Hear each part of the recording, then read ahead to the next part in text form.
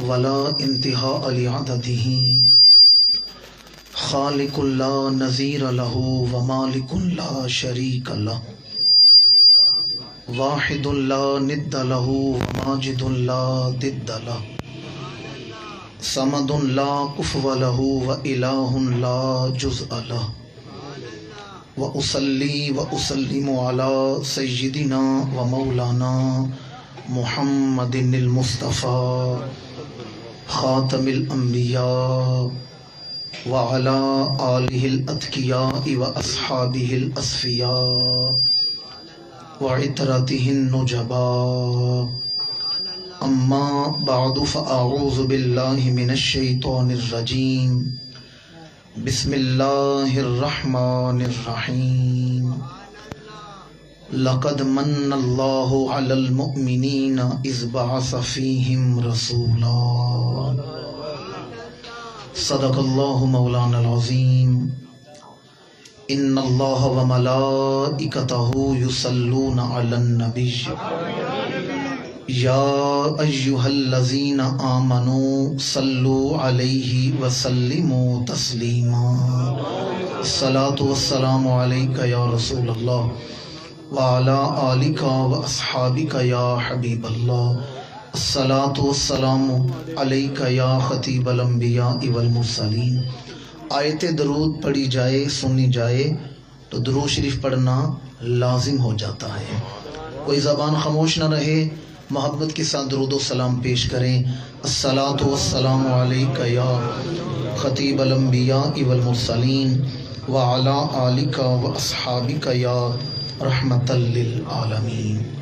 لائق صد احترام ذل احتشام بہار روحانیت وقار اہل سنت فخر بساط ولایت عظیم الشان خانوادہ کے چشم و چراغ پیر طریقت رہبر شریعت حضرت صاحبزادہ محمد وقاص قادری صاحب دامت برکاتہم العالیہ گل خوشتر درگاہ عالیہ مانکی شریف، دیگر انتہائی قابل احترام علماء کرام، برادران اسلام، ادارہ تبلیغ الاسلام پشاور کے جملہ اراکین، چوک ناصر خان محفل میلاد کے جملہ منتظمین معاونین، اہل علاقہ، میں اور آپ انتہائی خوش نصیب ہیں جو اپنی زندگی کی ایک تاریک رات کو ذکر رسول سے روشن اور منور کر کے بیٹھے ہوئے ہیں۔ انتہائی سعادت افروز گھڑیاں ہیں۔ ہم اللہ کریم کی بارگاہ میں ہدیہ تشکر ادا کرنے کے لیے یہ محفل سجا کے بیٹھے ہیں کہ پروردگار تیرا شکر ہے تو نے کسی قوم کو موسیٰ کلیم اللہ عطا فرمائے، تو نے کسی قوم کو ابراہیم خلیل اللہ عطا فرمائے، تو نے کسی قوم کو عیسیٰ روح اللہ عطا فرمائے۔ یہ محض تیرا کرم ہے کہ تو نے ہمیں جناب حبیب اللہ عطا فرما دی۔ پیاسے کو پانی ملے تو خوش ہو جاتا ہے، مسافر کو منزل ملے تو خوش ہو جاتا ہے، مایوس مریض کو شفا مل جائے تو خوش ہو جاتا ہے۔ ہم گناہگار کیوں نہ خوشی منائیں، ہم گناہگاروں کو اللہ کی رحمت جو 12 ربیع الاول کی صبح نصیب ہو۔ یہ جو ہم محفل سجا کے بیٹھے ہیں یہ ہدیہ تشکر ادا کر رہے ہیں۔ کیا کریں؟ ہدیہ تشکر ادا کر رہے ہیں۔ احباب ذی وقار، آپ خوابوں کی تعبیر کی کتابیں اٹھا کر دیکھیں، جیسے خواب نامہ یوسف بڑی مشہور کتاب ہے، امام ابن سیرین کی کتاب کا بھی ترجمہ کیا گیا، خوابوں کی تعبیر۔ یہ جو معبرین ہیں خوابوں کی تعبیر بیان کرنے والے، انہوں نے مہینوں کی حوالے سے خوابوں کی الگ تعبیرات بیان کی ہیں۔ اگر بندہ خواب میں ذی الحج کا مہینہ دیکھے تو اس کی کیا تعبیر ہے، اگر بندہ خواب میں رمضان کا مہینہ دیکھے تو اس کی کیا تعبیر ہے۔ تو معبرین نے لکھا ہے اگر بندہ خواب میں ربیع الاول کا مہینہ دیکھے، کون سا مہینہ؟ جو ہمیں اس وقت حاصل ہے، ربیع الاول کا مہینہ. اگر کسی کو خواب میں ربیع الاول کا مہینہ نصیب ہو جائے، جو خواب میں ربیع الاول کا مہینہ پا لے، اگر بے اولاد ہے تو اللہ اسے اولاد کی نعمت عطا فرمائے گا. اگر وہ تنگ دست ہے تو اللہ تعالیٰ اسے فراوانی عطا فرمائے گا. اگر بیمار ہے تو اللہ اسے شفا عطا فرمائے گا. اور اگر پریشان ہے تو اللہ آسودگی عطا فرمائے گا. کسے یہ چیزیں نصیب ہوں گی جو خواب میں ربیع الاول پائے. کس عالم میں؟ کس عالم میں ربیع الاول پائے؟ خواب میں. آپ اندازہ کر سکتے ہیں جسے خواب میں ربیع الاول ملے اسے یہ نعمتیں مل جاتی ہیں. ہمیں تو اللہ نے جاگتے ہوئے ربیع الاول عطا فرما دیا. ہمیں تو اللہ نے ہماری زندگیوں میں ربیع الاول عطا فرما دیا ہے. ہمیں اللہ کی بارگاہ میں بڑی امید کرم ہے. اس مہینے کے صدقے اللہ ہم پر بڑے کرم کے دروازے کھولے گا. کرم کے کیا کھولے گا؟ کیا کھولے گا؟ یہ میں نے دانستہ یہ جملہ بولا ہے. دروازوں کا ذکر کیوں کیا ہے؟ حدیث مبارکہ سن لیں. جناب ابو الخطاب بن کلبی رحمت اللہ تعالی علیہ، آپ کی کتاب ہے میلاد شریف کے موضوع پر، کتاب التنویر فی مولود البشیر. اس کے علاوہ علامہ جلال الدین سیوطی رحمت اللہ تعالی علیہ، جنہیں جاگتے ہوئے 72 مرتبہ رسول اللہ کا دیدار نصیب ہوا ہے. آپ نے توجہ نہیں کی، میں خواب کی عالم کشف کی بات نہیں کر رہا. جاگتے ہوئے 72 مرتبہ رسول اللہ کا دیدار نصیب ہوا ہے. پروردگار جو زیارت رسول پہ سبحان اللہ کہہ رہے ہیں، آج رات ہی حضور کا دیدار عطا فرما. جے تو مل پویں تا میں لکھ دی ہاں، جے تو نہ ملے تا میں ککھ دی ہاں، دل وچ اڈیکاں رکھ دی ہاں. یہ تو کوئی اس سے پوچھے نا جس نے کوئی رات انتظار رسول میں جاگ کے گزاری ہو.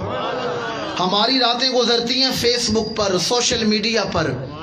ہم تو ساری رات انٹرنیٹ پر مصروف رہتے ہیں نا. یہ انتظار رسول کی لذت اسے ہی حاصل ہوتی ہے جس نے کوئی رات انتظار رسول میں جاگ کے گزاری ہو. برسبیل تذکرہ میرے زبان پر یہ جملہ آ گیا ہے، ورنہ میں ایک مضمون پر بات کرنے کا عادی ہوں. یار غار مصطفیٰ، رونق بازار مصطفیٰ، خوشبو گلزار مصطفیٰ، امام المشاہدہ، رازدار نبوت حضرت سیدنا صدیق اکبر رضی اللہ تعالی عنہ. امام الانبیاء نے فرمایا ابو بکر رات ہم نے ہجرت کرنی ہے. کیا کرنا ہے؟ ہجرت کرنی ہے. یار غار حضور کے انتظار میں ہیں، اور جب رات حضور آئے نا جناب یار غار کے گھر تو حضور کو دروازے پر دستک دینے کی زحمت نہیں ہوئی. ابو بکر نے پہلے ہی دروازہ کھول دیا ہے. یہ انتظار رسول میں جاگ رہے ہیں. اور کیا نصیب ہے جناب ابو بکر کا، حضور کے قدموں کی آہٹ کو بھی پہچانتے ہیں. نہیں سمجھے میں نے کیا کہا ہے؟ حضور کے قدموں کی آہٹ کو بھی. تیرے کومل پیروں کی آہٹ میرے سوتے بھاگ جگائے، تیرے کومل پیروں کی آہٹ میرے سوتے بھاگ جگائے.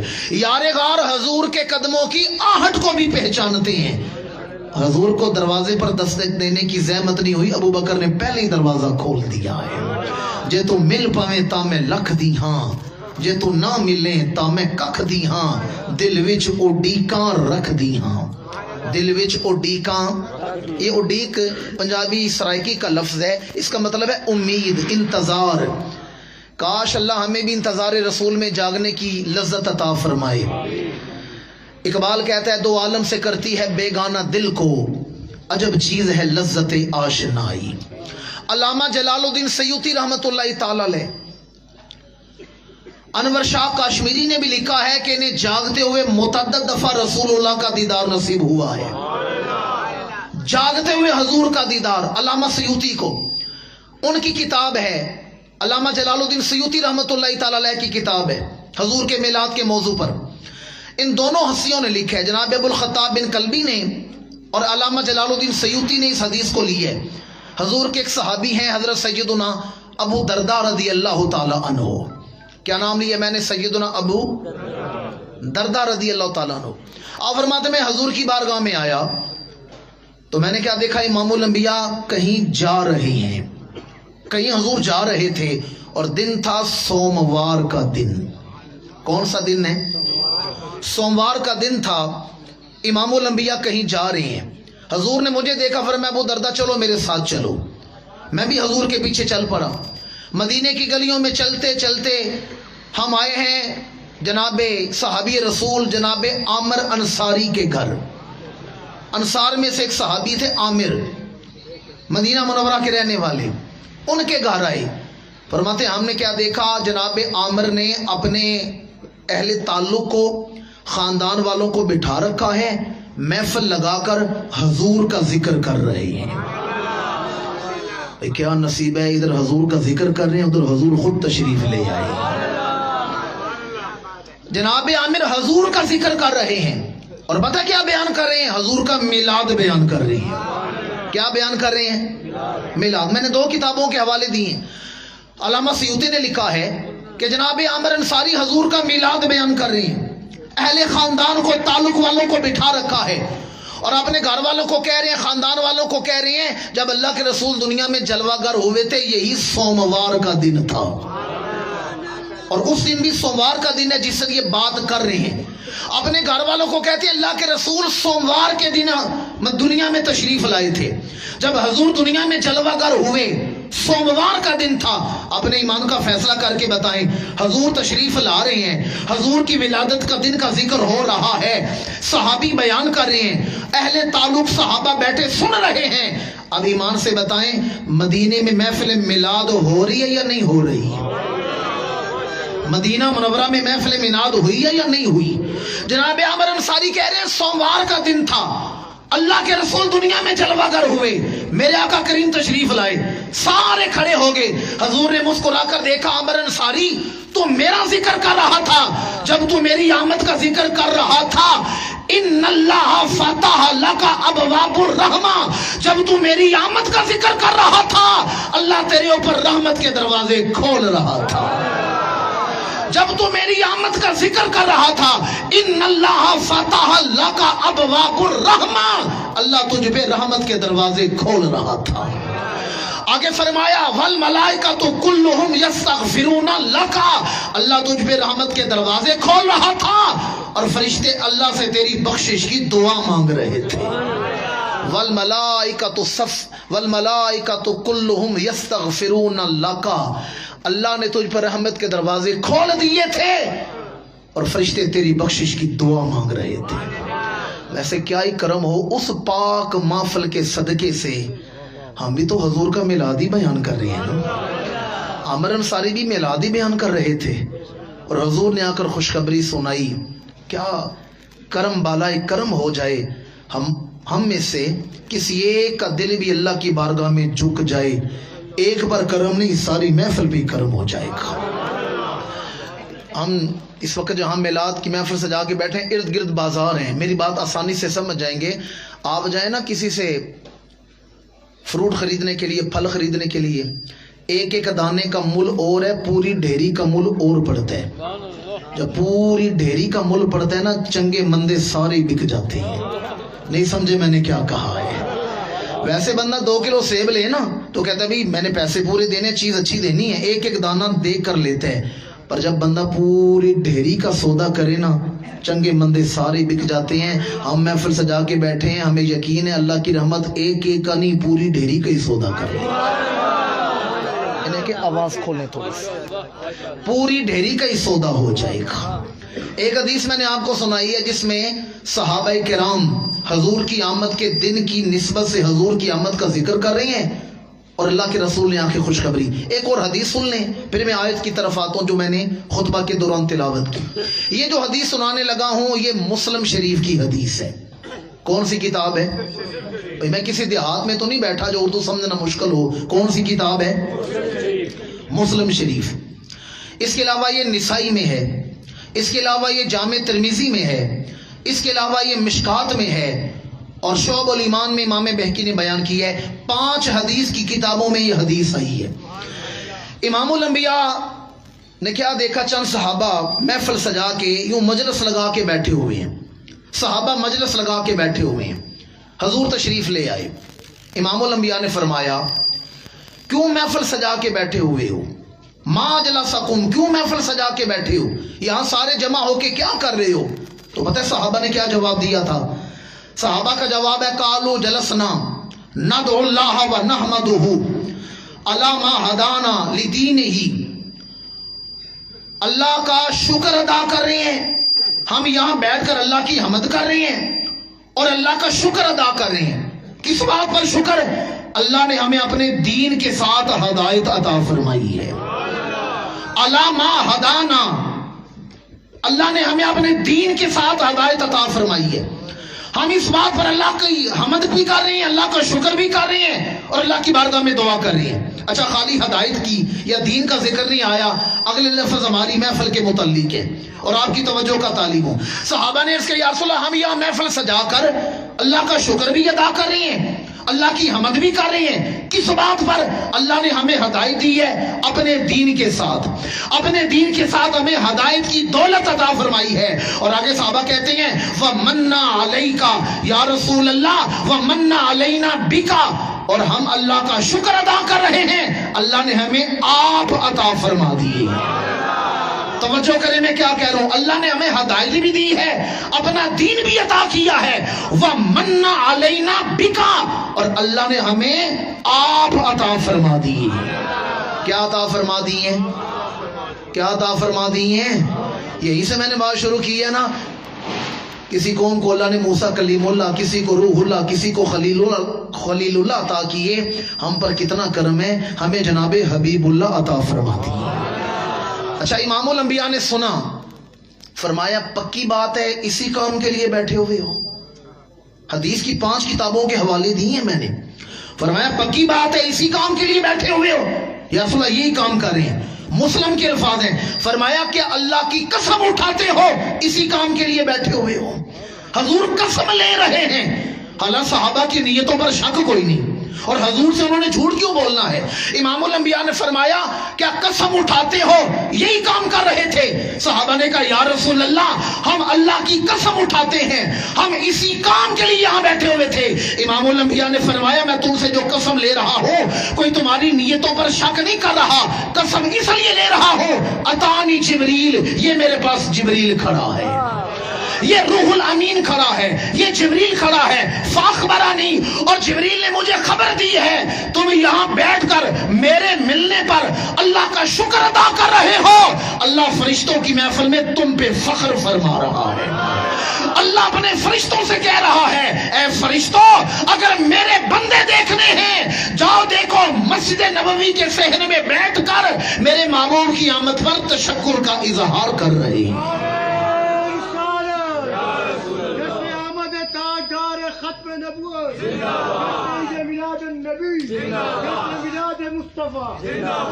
आपने गौर नहीं किया ये फख्र कौन कर रहा है? जो बेनियाज है।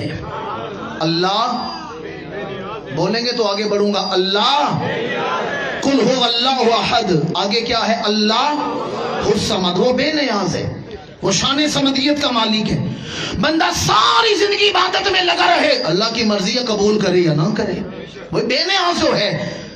अब बेनियाज फख्र कर रहा है।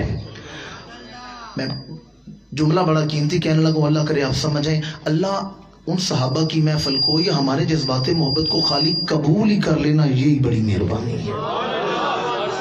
अल्लाह सिर्फ कबूल कर ले यही बड़ी मेहरबानी है। पर जो हजूर की आमद पर खुशी का, हजूर के मिलने पर खुशी का इजहार करते हैं, अल्लाह अमल भी कबूल कर रहा है, फख्र भी फरमा रहा है। खाली अमल नहीं कबूल कर रहा, अल्लाह फख्र भी फरमा रहा है। फरमाया मेरे बंदे देखने हैं तो देखो वो मस्जिद नबवी के सहन में बैठे हैं और मेरे महबूब के मिलने पर शुक्र का इजहार कर रहे हैं। 2 हदीसें मैंने आपको इब्तदान सुना दी हैं, और अल्लाह का शुक्र अदा करें। अल्लाह ने हमें अपने महबूब के मानने वालों के घरों में पैदा फरमाया। वरना आप जानते हैं मीडिया का दौर है, हम टेक्नोलॉजी के दौर में जिंदगी गुजार रहे हैं, हर आदमी की अपनी अपनी तरजीहात हैं। इस वक्त कितने हैं जिनकी रातें टेलीविजन के सामने हैं, सियासी बहसों में रातें गुजर रही हैं। हम पर अल्लाह ने कितना करम किया है। आओ मेरी महबूब की महफिल की महफिल तुम सजाओ, आओ मेरे महबूब का जिक्र तुम करते रहो, गुनाह तुम्हारे मैं बख्शता जाऊंगा। دو حدیثیں میں نے آپ کو سنائی ہیں. اب آئیں آیہ کریمہ کی طرف. قرآن مجید اللہ کریم نے محبوب مکرم کی آمد کا ذکر کیا تو فرمایا لقد من اللہ علی المؤمنین اذ بعث فیہم رسولا. البتہ تحقیق اللہ نے بڑا احسان کیا ہے مومنوں پر. اذ بعث فیہم رسولا, جب ان میں اپنا رسول بھیج دیا ہے. ایک لفظ مننا آج میرا موضوع ہے. ایک لفظ ہے مننا, میم نون مننا, اس پر میں نے گفتگو کرنی ہے. فرمایا لقد من اللہ, اللہ نے بڑا احسان کیا ہے. اللہ نے بڑا احسان کیا ہے. اچھا, عربی زبان میں احسان کا معنی بھی احسان کرنے, احسانہ کا معنی بھی احسان ہے, اور مننا کا معنی بھی احسان ہے. توجہ ہے نا آپ لوگوں کی, کوئی مشکل بات تو نہیں کر رہا میں. عربی زبان بڑی فصیح زبان ہے. ایک نام, ایک لفظ, ایک معنی پر کئی 100 لفظ ہیں. ایک اونٹ پر 500 لفظ ہیں. ایک چیز کے کئی نام ہیں. عربی زبان میں احسان, احسانہ کا معنی بھی احسان کرنا اور مننا کا معنی بھی احسان کرنا. پر پتہ فرق کیا ہے؟ فرق سمجھے. دیکھیں, میں سمجھانے کے لیے مثال دینے لگا ہوں. اگر کوئی کروڑ پتی آدمی ہو, کروڑ پتی آدمی, اس کے دروازے پر کوئی فقیر آ جائے, کروڑ پتی اسے 10 روپے دے, کروڑ پتی آدمی کو کوئی فرق پڑے گا؟ بولے نہیں آپ لوگ. ایک کروڑ پتی آدمی ہے, کسی کو 10 روپے دے کوئی فرق پڑے گا؟ 100 روپیہ دے دے یا 1000 روپیہ دے دے کوئی فرق؟ کروڑ پتی آدمی کسی کو 1000 روپیہ دے, دینے والے کو تو فرق نہیں پڑتا, پر جس کی جیب ہے ہی خالی, جس کے پاس کھانے کے لیے کھانا نہیں, اس کے لیے تو بڑی دولت ہے, اس کے لیے تو بڑا 1000 روپے بڑی رقم ہے. پر کروڑ پتی ارب پتی کے لیے تو کوئی خاص اہم بات نہیں کسی کو 1000 روپیہ دے دینا. اللہ کرے سمجھ جائیں. جب دینے والا معمول کے مطابق دے نا, دینے والا معمول کے مطابق دے تو پھر احسن آتا ہے, اور جب دینے والا اپنی سب سے بڑی دولت دے پھر مننا آتا ہے. مانا دونوں کا احسان کرنے, مانا دونوں کا احسان کرنا. اگر دینے والا معمول کے مطابق خیرات دے تو پھر آسان آئے گا, اور اگر دینے والا بڑی قیمتی چیز دے, اسے پتا چلے میرے خزانوں کی سب سے قیمتی چیز ہے, اعلیٰ چیز ہے, پھر مننا آئے گا. اللہ نے یہ نہیں فرمایا لقد احسن اللہ علی المؤمنین, اللہ نے فرمایا لقد من اللہ علی المؤمنین اذ بعث فیہم رسولا. اے مومنو, میرے محبوب کی آمد پر شکر ادا کرنا, میں نے بڑا قیمتی رسول تمہیں عطا فرما دیا, بڑا اعلیٰ رسول عطا فرمایا ہے. علامہ جلال الدین سیوطی نے الخصائص الکبریٰ میں حضور کو نعمت عظمیٰ کہا ہے, نعمت کبریٰ کہا ہے. میری ملت کے باشعور مسلمانوں, اللہ تعالیٰ خالق حقیقی ہے, اللہ مالک حقیقی ہے, اللہ منعم حقیقی ہے. اللہ کے خزانوں میں جو سب سے بڑی نعمت تھی, اللہ نے 12 ربیع الاول کی صبح ہم گناہگاروں کو عطا فرما دی. اگر غور کریں گے تو سارا مضمون اسی میں آ جاتا ہے. اللہ کے خزانوں میں جو سب سے بڑی نعمت تھی, اللہ کے خزانوں میں جو سب سے اعلیٰ قیمتی نعمت تھی, اللہ نے ہمیں عطا فرما دی. لقد من اللہ علی المؤمنین, اللہ نے بہت بڑا احسان کیا ہے مومنوں پر. اللہ نے کیا کیا ہے؟ بہت بڑا احسان کیا مومنوں پر. اچھا, مننا کا ایک معنی ہے احسان کرنا. اچھا, احسان کرنے کی بھی قسمیں ہیں. دیکھیں, میں عرصہ دراز سے ادارہ تبلیغ الاسلام کی دعوت پہ آ رہا ہوں. یہاں پشاور کے مختلف علاقوں میں اگر میرے پاس قیمتی پین ہو, قلم ہو, پین, میں وہ بنیاد صاحب کو پین دے دیتا ہوں, لیکن اس کی نب ٹوٹی ہوئی ہے, پین لکھتا نہیں, عیب والا تحفہ ہے, میں نے تحفہ دے دیتا ہوں. اگلی دفعہ میں آتا ہوں, کہیں ان سے ملاقات ہوتی ہے, میں کہوں جی آپ نے میرا شکریہ ادا نہیں کیا. بنیاد صاحب کہیں گے کس بات پر شکریہ؟ میں نے کہا جی میں نے آپ کو اتنا اچھا پین دیا تھا, تحفہ دیا تھا, آپ نے شکریہ ادا نہیں کیا. آگے سے یہ کیا کہیں گے, عیب والا تحفہ دے کے احسان نہیں جتایا جاتا. اللہ کرے سمجھے میں آگے کیا بیان کرنے لگا. عیب والا تحفہ دے کے احسان جتایا جا سکتا. پھر سنیں, عیب والا تحفہ. اور نے کہا پین دیا تھا پر عیب والا پین تھا. لکھتا ہی نہیں تھا. عیب والا تحفہ دے کر احسان نہیں جتایا جا سکتا بلا تشبیہ و بلا تمثیل. جب اللہ نے فرما دیا لقد من اللہ علی المومنین، اللہ نے بہت بڑا احسان کیا مومنوں پر، جب اللہ احسان جتا رہا ہے یہ اس بات کی دلیل ہے اللہ نے 12 ربیع الاول عام الفیل کی صبح ہمیں بے عیب رسول عطا فرمایا. وہ کمال حسن حضور ہے کہ گمان نقص جہاں نہیں، یہی پھول خار سے دور ہے، یہی شمع ہے کہ دعا نہیں. اللہ جو احسان جتا رہا ہے یہ اس بات کی دلیل ہے اللہ نے ہمیں بے عیب رسول عطا فرمایا ہے. کون سا رسول عطا فرمائے؟ کون سا رسول عطا فرمائے؟ آپ کہیں گے پھر بعض لوگوں کو عیب نظر کیوں آتا ہے؟ جب عیب ہے نہیں تو عیب نظر کیوں آتا ہے؟ مولانا روم نے بڑی پیاری مثال دی ہے، آپ کی توجہ کا طالب ہوں.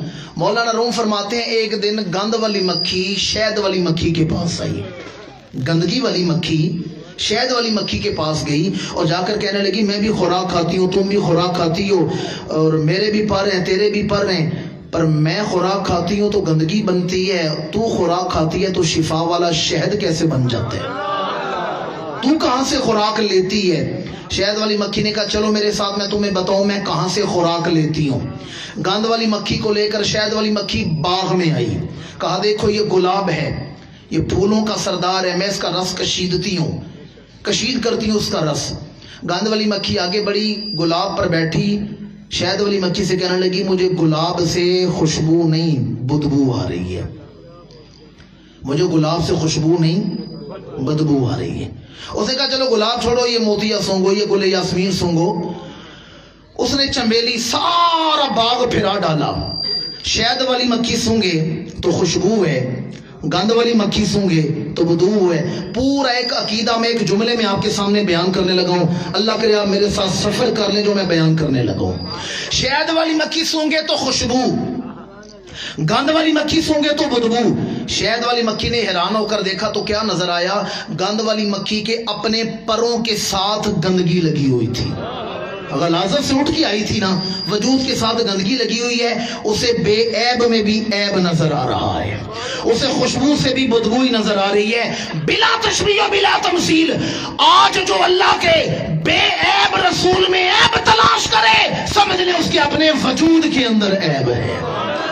جو بے عیب رسول کے وجود میں عیب تلاش کرے اس کے اپنے وجود کے اندر عیب ہے. انداز حسینوں کو سکھائے نہیں جاتے، جو امی لقبی ہو پڑھائے نہیں جاتے، ہر ایک کا حصہ نہیں دیدار کے قابل. ابو جہلوں کو محبوب دکھائے نہیں جاتے. ابو جہلوں کو محبوب، ابو جہلوں کو محبوب. پتہ ہے اس کا معنی کیا ہے؟ ابو جہل حضور کی بارگاہ میں آیا اور کہنے لگا معاذ اللہ آپ ایسے ہیں، آپ ایسے ہیں. بے ادبی شروع کر دی، آپ ایسے ہیں. جب وہ سب کچھ بول کے خاموش ہو گیا امام الانبیاء نے فرمایا صدقتا، تو ٹھیک کہہ رہے. ابو جہل چلا گیا. تھوڑی دیر گزری صدیق اکبر آ گئے. یا رسول آپ شاہ خوباں ہیں، آپ سرور سروراں ہیں، آپ قبلہ قدسیاں ہیں.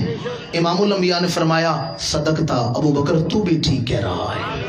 صحابہ نے عرض کیا یا رسول اللہ ایک نے آپ کی بے ادبی کی ہے، دوسرے نے تعریف کی ہے، اور دونوں سے فرمایا ٹھیک کہہ رہے ہو، دونوں میں سچا کون ہے؟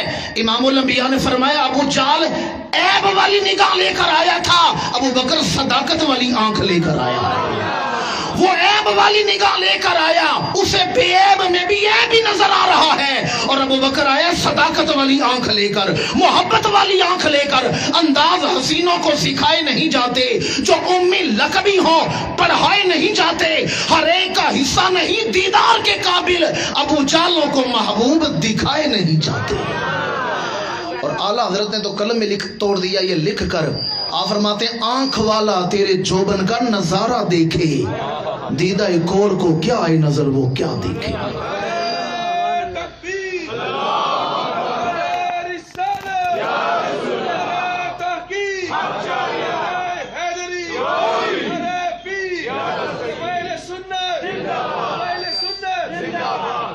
میری ملت کے باشعور مسلمانوں، آپ کی توجہ کا طالب ہوں. ایک نابینا آدمی ہو، پیدائشی نابینا ہو، ہے ہی نابینا، اور وہ کہے دنیا میں سورج ہے ہی نہیں، آپ اس کی بات مان لیں گے؟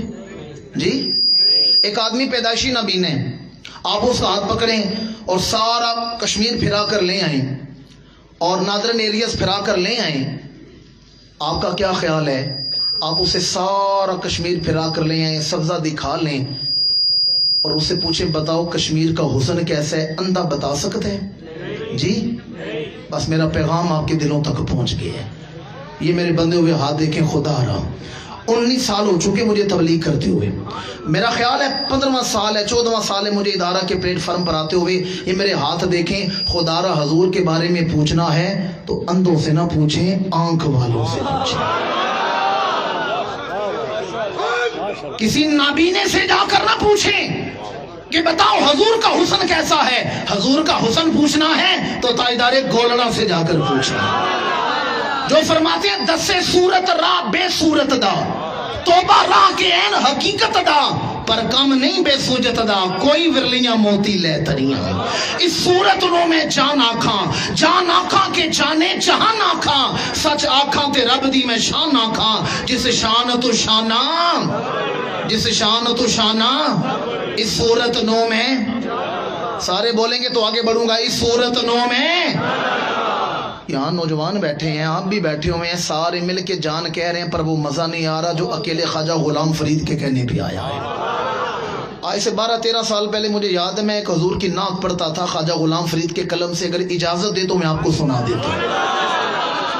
قلم ہے درد و سوز کے بادشاہ کا، خواجہ خواجگان حضرت خواجہ غلام فرید رحمت اللہ تعالی علیہ، چاچڑے کی سرزمین، کوٹ مشن کے تاجدار خواجہ غلام فرید عرض کرتے ہیں، میرا عشق بھی تو، میرا یار بھی تو، میرا دین بھی تو، ایمان بھی تو، میرا جسم بھی تو، میری روح بھی تو، میرا قلب بھی تو، جند جان بھی تو، میرا قبلہ کعبہ مسجد حرم، میرا مصحف تے قرآن بھی تو، میرا دھرم بھی تو، میرا بھرم بھی تو، میری شرم بھی تو، میری آن بھی تو، میرا حج نمازاں فرض فریضے صوم صلاۃ آزان بھی تو، میرا ذکر بھی تو، میرا فکر بھی تو، میرا ذوق بھی تو، وجدان بھی تو، میرا آس امید تے کھٹیا وٹیا تکیہ مان تران بھی تو، میرا پیر طریقت ہادی مرشد شیخ حقائق دان بھی تو، میرا خوشیاں دا اسباب بھی تو، نالے سولاں دا سامان بھی تو،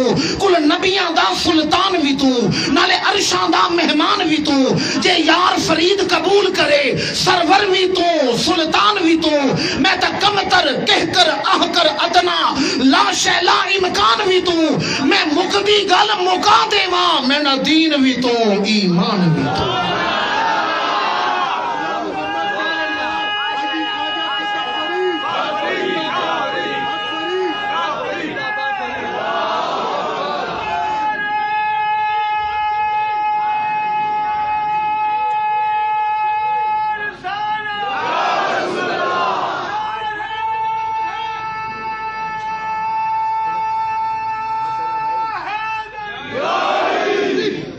میرے لیے حیرت کی بات ہے بابا جی کی عمر دیکھیں اور جوش جذبات دیکھیں۔ جس قوم کے بزرگوں کا ہی عالم ہے، جوانوں کی جوانیوں کا عالم کیا ہوگا؟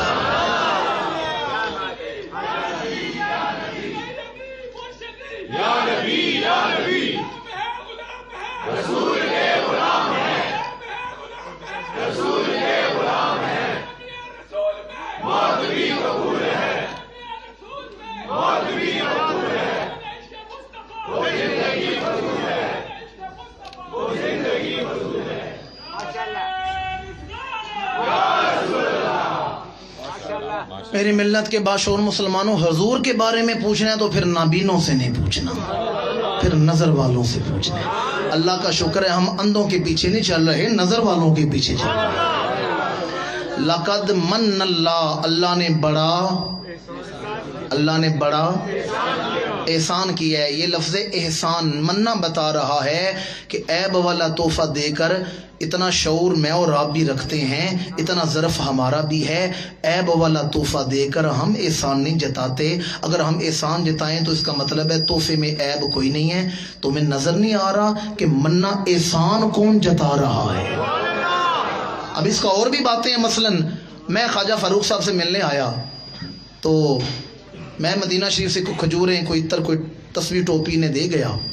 ملاقات ہوئی، میں نے پیش کیے، جلسے سے فارغ ہوا تو میں نے وہ تحفہ واپس لے کر گاڑی میں رکھا اور جیلم چلا گیا۔ آتے ہوئے تحفہ دے دیا، جاتے ہوئے لے گیا ہوں، اور وہاں جا کر ٹیلی فون کروں خواجہ صاحب آپ نے میرا شکریہ ادا نہیں کیا۔ یہ کہ بھئی کس بات کا شکریہ؟ میں نے آپ کو حرم کے تحفے دیے ہیں، زمزم تھا، ٹوپی تھی، تسبیح تھی، عطر تھا۔ تو خواجہ صاحب کیا کہیں گے؟ تحفہ تم نے دیا تھا پر دے کے واپس لے لیا تھا۔ پورا موضوع ہے اس بات میں، اگر آپ غور کر لیں تو تحفہ تم نے دیا تھا پر دے کے، جو تحفہ دے کر واپس لے لیا جائے اس پر احسان جتایا جا سکتا ہے؟ اس پر احسان جتایا جا سکتا؟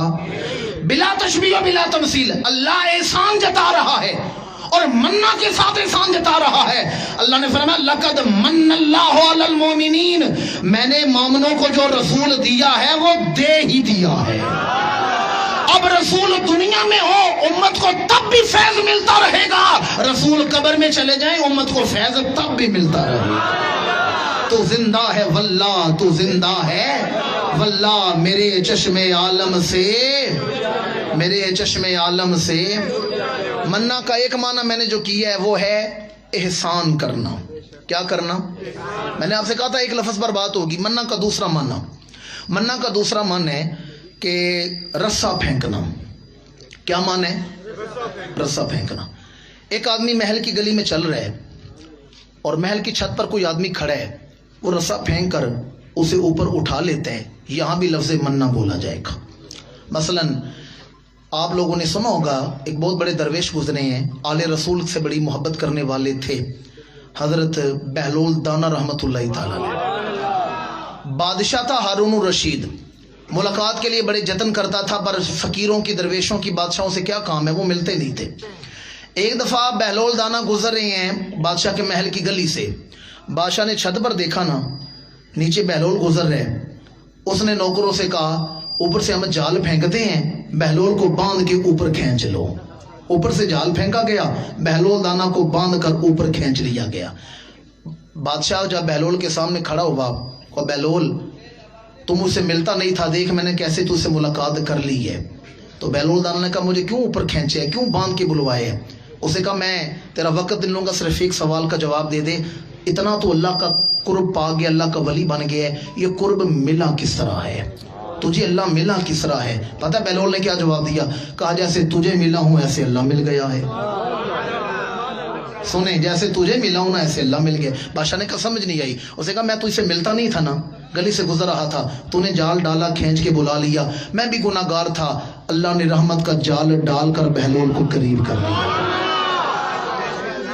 جیسے تجھے ملا ہوں نا ایسے اللہ کو مل گیا، جیسے بادشاہ کے قریب ہوا ہوں اسی طرح اللہ کے قریب ہو گیا ہوں۔ میں اپنی جتنی مرضی کوشش کرتا اللہ کا قرب نہیں ملنا تھا، بس اللہ نے رحمت کی نگاہ ڈالی ہے، بہلول کو اپنے قریب کر لی ہے۔ یہاں بھی لفظ منا بولا جاتا ہے، رسا کھینچ کر کسی کو اوپر بلا لینا، یہاں کیا بولا جاتا ہے؟ قرآن ہمارا مسئلہ یہ ہے خواجہ صاحب، ہم اس قوم کو قرآن کھول کھول کے سنا رہے ہیں جو دوڑے سن کے خوش ہونے والی قوم ہے۔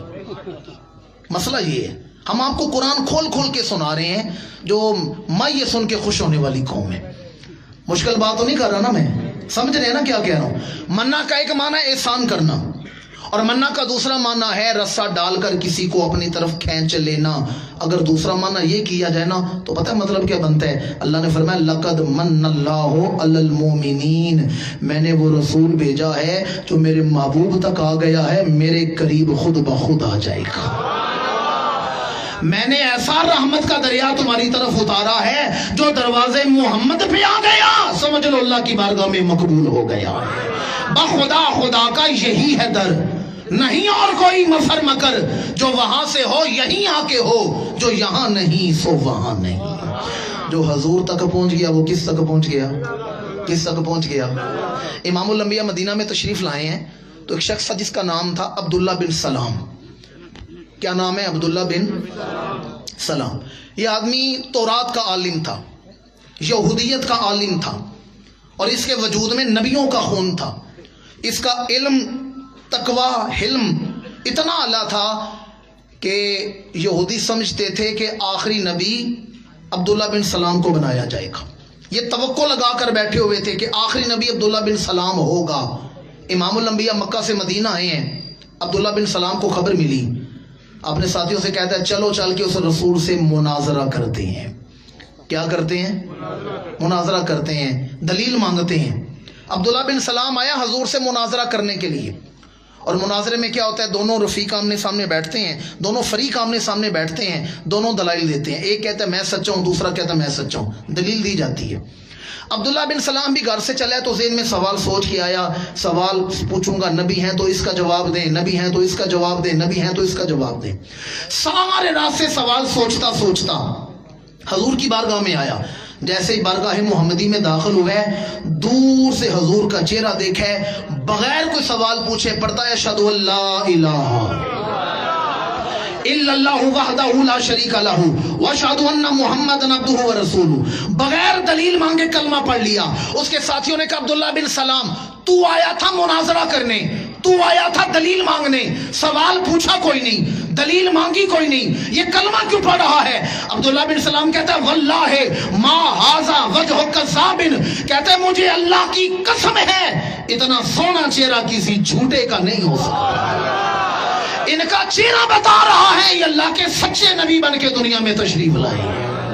میری ملت کے باشعور مسلمانوں، اللہ نے کیا فرمایا؟ لَقَدْ مَنَّ اللَّهُ عَلَى الْمُؤْمِنِينَ، میں نے وہ رحمت تمہاری طرف بھیجی ہے جو میرے محبوب کو دیکھ لے گا میری بارگاہ میں واصل ہو جائے گا. اچھا، ہمارے یہاں نا فوج کا ادارہ ہے GHKO راولپنڈی میں. کچھ سال پہلے کی بات ہے، وہاں سے ایک رسالہ نکلتا تھا الہلال. اب مجھے پتہ نہیں نکلتا یا نہیں نکلتا، یہ 90 کی دہائی کی بات کر رہا ہوں. الہلال رسالے میں رپورٹ آئی کہ مدینہ منورہ میں مسجد نبوی میں کمپیوٹرائزڈ ساؤنڈ سسٹم لگانے کا وقت آیا. تو انہوں نے رابطہ کیا امریکہ والوں سے، انہوں نے پاکستانی لوگ وہاں بھیج دیے، انہوں نے وہ سارا سسٹم لگا دیا، تنصیب ہو گئی. جس دن اس سسٹم کا افتتاح ہونا تھا، آغاز ہونا تھا، اس سے ایک دن پہلے پاکستانی انجینئر فوت ہو گیا. اور وہ ایک ہی آدمی تھا جو سارا نظام آپریٹ کر سکتا تھا، دوسرا آدمی کوئی نہیں تھا. انہوں نے امریکہ والوں سے رابطہ کیا کہ دوسرا آدمی بھیجیں جو سارا نظام آپریٹ کر سکے. انہوں نے کہا ہمارے پاس مسلمان کوئی نہیں ہے، ایک غیر مسلم ہے مسٹر ٹام، ہم اسے بھیج دیتے ہیں، غیر مسلم ہے، وہ آ کر تمہارا نظام چلا دیتے ہیں. اب مسئلہ یہ بنا کہ غیر مسلم حرم میں آ نہیں سکتا، نہ حرم کعبہ میں نہ حرم نبوی میں. موجودہ جو حالات ہیں آگے کا کچھ نہیں کہا جا سکتا، اس وقت تک غیر مسلم کا داخلہ ممنوع ہے. انہوں نے کہا بھی رات کے تنہائی میں بلاؤ، اسے کیا ضرورت ہے اعلان کرنے کی ہے مسلمان ہو یا عیسائی ہو، رات کی تنہائی میں بلاؤ، آئے اپنا کام کر کے چلا جائے. رات کی تنہائی میں مسٹر ٹام کو بلایا گیا، امریکہ سے چلا، اب تک عیسائی ہے. جہاز پر ایئرپورٹ میں بیٹھا ہے، اب تک عیسائی ہے. ایئرپورٹ پہ آیا ہے، حجاز میں اترا ہے، جدہ اترا ہے، اب تک عیسائی ہے. گاڑی میں بیٹھے مدینہ منورہ آئے ہیں، اب تک عیسائی ہے. گاڑی سے نکلے، آپ کی توجہ کا طالب ہوں، اس نے اللہ کے رسول کو نہیں دیکھا، صرف حضور کا سبز گنبد دیکھا ہے، صرف روضہ رسول کو دیکھا ہے. اور پڑھتے اشہدو ان لا الہ الا اللہ واشہدو ان محمدًا عبدہ ورسولہ. اس کے لانے والوں نے کہا، اس کا بیٹا ٹام تو نے کون سی تقریر سن لی ہے، کون سی تحریر پڑھی ہے، کون سی تبلیغی کوشش سے متاثر ہوئے ہو، کون سی تحریر پڑھی ہے جو تو کلمہ پڑھ کے مسلمان ہو گیا ہے؟ اسے کہا میں نے کوئی تحریر نہیں پڑھی، میں نے کوئی تبلیغ نہیں سنی، نہ میں نے کوئی کتاب پڑھی ہے. میں نے دنیا بھر کی سیر کی ہے، بڑے بڑے لالا زاروں کو دیکھا ہے، بڑی بڑی حسین آبشاروں کو دیکھا ہے، پر میرے دل کو قرار نہیں آیا. اس سبز گنبد کو دیکھا ہے، میرے بے قرار دل کو قرار آ گیا. میرا ضمیر یہ کہہ رہا ہے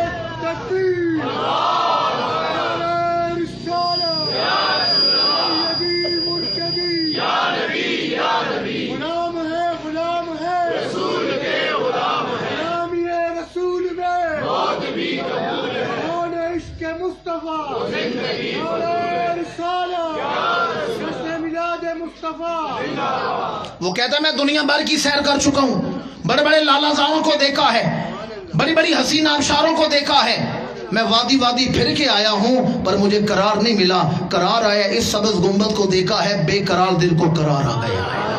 میرا ضمیر یہ کہہ رہا ہے اس گنبد میں جو دفن ہے وہ اللہ کا سچا پیغمبر ہے. اچھا ایک بات کہنے لگا ہوں کہ بلا پیر صاحب اس گناہگار کی تائید ضرور فرمائیں گے. میرا ذوق اور وجدان کہتا ہے عرب والوں کی حکومت والوں نے تو گوارا کر لیا کہ عیسائی نبی کے حرم میں آ جائے، پر اپنے نبی کی غیرت دیکھیں. اور میں عیسائی بلاؤ میں کلمہ پڑھا کے اندر داخل کروں گا، تم غیر مسلم بلاؤ میں اپنا غلام بنا کے اندر داخل کروں گا. دیکھنے والے تو کہا کرتے ہیں اللہ اللہ، یاد آتا ہے خدا دیکھ کے صورت تیری. اللہ نے فرمایا لقد من اللہ، میں نے وہ رحمت بھیجی ہے جو اس دروازے کرم پر آ گیا. دور کی بات کیوں کریں، یہ ہالینڈ اس کی ایک سیاسی جماعت ہے PVV، اب بھی موجود ہے سیاسی جماعت، جیسے ہماری سیاسی جماعتیں ہیں نا مختلف، وہاں بھی سیاسی جماعت ہے. اس کے دوسرے درجے کی قیادت ہے، سیکنڈ قیادت تھی وین ورڈر ڈورے. جو بات میں کر رہا ہوں، ہم ٹیکنالوجی کے دور میں زندگی گزارے ہیں، نوجوانوں سے گزارش ہے گوگل پر جا کرنا یہ بات لکھیں جو میں وین ورڈر ڈورے ٹو محمد حمزہ، ساری تحقیق آپ کے سامنے آ جائے گی. وین ورڈر ڈورے یہ آدمی اسلام کا شروع دن سے مخالف تھا، شروع دن سے اسلام کا مخالف ہے. یہ کئی سال اسلام کے خلاف تحریریں لکھتا رہا، تقریریں کرتا رہا، اور ان کا جو جماعت کا منشور تھا وہ اینٹی اسلام تھا، اسلام مخالف جماعت تھی وہ. پر آپ حیران ہو جائیں گے، اسلام کی مخالفت کرتے کرتے ایک وقت آیا وین ورڈر ڈورے نے خود ہمارے آقا کریم کا کلمہ پڑھ لیا، خود حضور کا کلمہ پڑھ لیا. ایک ٹی وی والوں نے اسے انٹرویو کیا، انہوں نے کہا لگتا ہے تجھے کسی مسلمان نے ورغلا لی ہے، تو کسی کی باتوں میں لگ گیا، سارا سیاسی کیریئر ہی ختم ہو گیا، لوگ تجھے ووٹ نہیں دیں گے، تیری پارٹی تجھے ٹکٹ نہیں دے گی، تیرا تو کیریئر ہی ختم ہو گیا ہے. وین ورڈر نے جو جواب دیا وہ سننے والا ہے. اسے کہا میں کوئی بچہ تو نہیں جس کا ہاتھ پکڑ کے جہاں چاہو ساتھ لے جاؤ، میں کوئی بچہ تو نہیں، میں 20 سال سے ایک سیاسی جماعت کے ساتھ وابستہ ہوں، اور میں سیکنڈ قیادت تھا. میں نے نشیب و فراز دیکھے ہیں، میں نے دنیا کی سیاست کو دیکھا ہے، میں نے شخصیات کو پڑھا ہے، اور میں 1-2 سال نہیں 20 سال اسلام کے خلاف تحقیق کرتا رہا ہوں. 20 سال اسلام کے خلاف راتیں جاگ جا کر تحقیق کرتا رہا ہوں.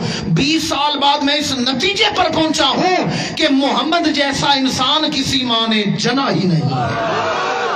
مجھے بڑی حیرت ہوئی ہے، چند دوستوں نے سبحان اللہ کہا، یہ بات پورے مجمع کے سبحان اللہ کہنے والی بات ہے کہ ہم تو پہلے ہی نعتیں پڑھنے والے. مزہ تو تب ہے نا دشمن بھی حضور کی تعریف کرے، دشمن بھی. اور دور کون سا دور ہے؟ جس دور میں گستاخانہ خاکے شائع کیے جا رہے ہیں، جس دور میں گستاخانہ فلمیں بنائی جا رہی ہیں، جس دور میں اللہ اعلان قرآن کو آگ لگائی جا رہی ہے.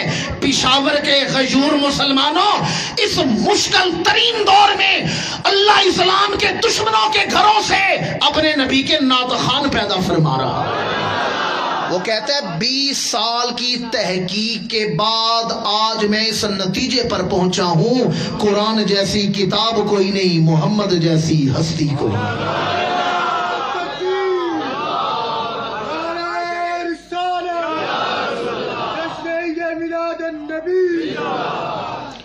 آپ نے غور نہیں کیا، 20 سال اسلام کے خلاف، اسلام کے اسے پوچھا گیا اچھا تو نے اسلام قبول کر لیا، بتا تیرے مذہب کے فیوچر کیا ہے؟